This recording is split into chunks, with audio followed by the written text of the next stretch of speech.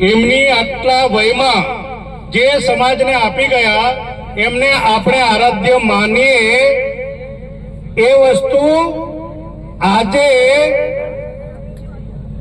લોકો સમક્ષ લઈ જવાનું કામ આદિવાસી પરિવારે કર્યું છે એવું કહેતા મને કોઈ જ ખચકાટ નથી થતો, કોઈ જ ખચકાટ નથી થતો।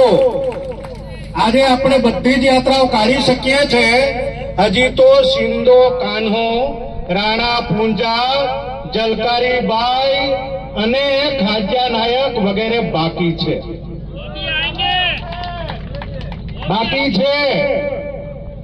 આ બાબતોની ચર્ચા એટલા માટે કરી રહ્યો છું, ટૂંકા સમયમાં કહેવાનું છે। અને જે સમાજનો ઇતિહાસ નથી, જે સમાજના ઇતિહાસને ચોપડાઓમાં, દસ્તાવેજોમાં કે તથાકથિત ઇતિહાસકારોએ લૂણો લગાડીને આપણો છેદ ઉડાડ્યો અને એટલે આપણને નમાલા બનાવ્યા તેવું કહેતા મને દુઃખ પણ થાય છે અને એ કહેતા મારા સમાજને જણાવતા મને આનંદ પણ થાય છે। અને એટલા માટે જ હું બિરસા મુંડાનો આશિક, એનું સંતાન મારી જાતને ગણું છું। ભગવાન બિરસા મુંડાએ આ તમામ સામે લડાઈઓ લડી।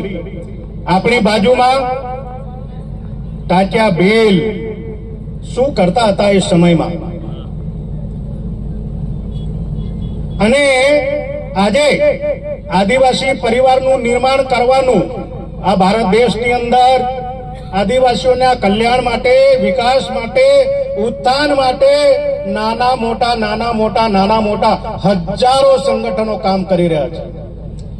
એ સંગઠનો કામ કરે છે, શું કરે છે, કેવી રીતે કરે છે બધાને ખબર છે। અહીંયા કેટલાક ટ્રસ્ટીઓ પણ બેઠા હશે।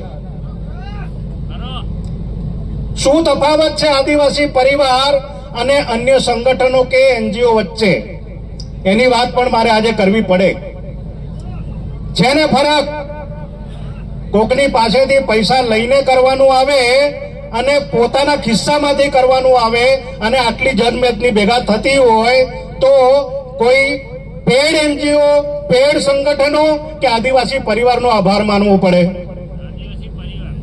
તમે લોકો કેટલાય આજે અમે લોકોએ કેટલાને પૈસા આપ્યા? તમે લોકો તમારી જાતે આવ્યા કે અમે પૈસા આપ્યા ને આવ્યા? જાતે આવ્યા? જોરથી બોલો, અમે જાતે આવ્યા। જોરથી બોલો, જાતે આવ્યા। આ એટલા માટે કહું છું, સિસ્ટમની સામે લડવાની જરૂર આપણને પડી છે અને એ લોકોએ ગરજ પાડી છે એવું કહેતા પણ મને કોઈ જ ખચકાટ નથી। સરકારના એક વિભાગમાં નોકરી કરું છું, જવાબદારીપૂર્વક બોલું છું।